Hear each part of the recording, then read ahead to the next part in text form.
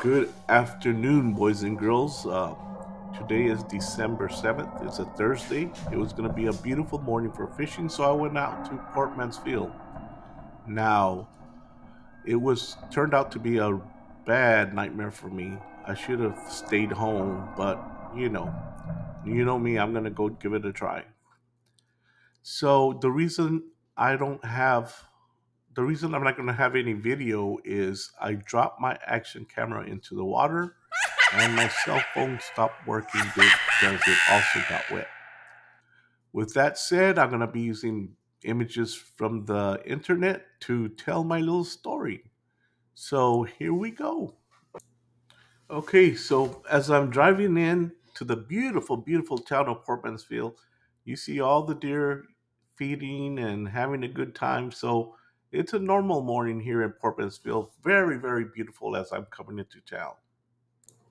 So as I'm getting into my kayak, I go ahead and turn on my camera and take a picture of myself right before I go out on my adventure.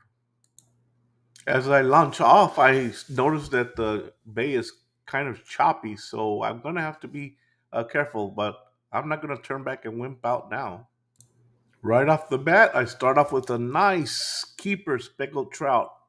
I'm telling myself it's going to be a great day today. So as I move to another location, the waves are kind of big at this time, and I feel like my kayak is kind of bogged down a little bit.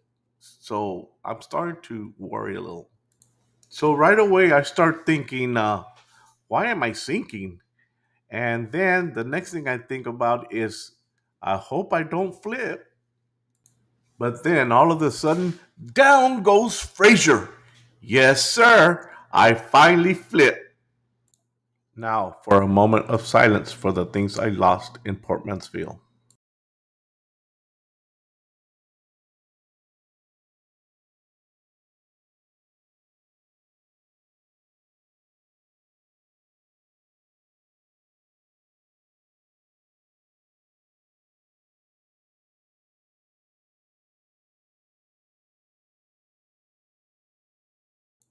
Okay, so now I got to figure out how I'm going to get back to the launching point. So, what I do is I drag my kayak to the shore, drain it. There was a lot of water inside.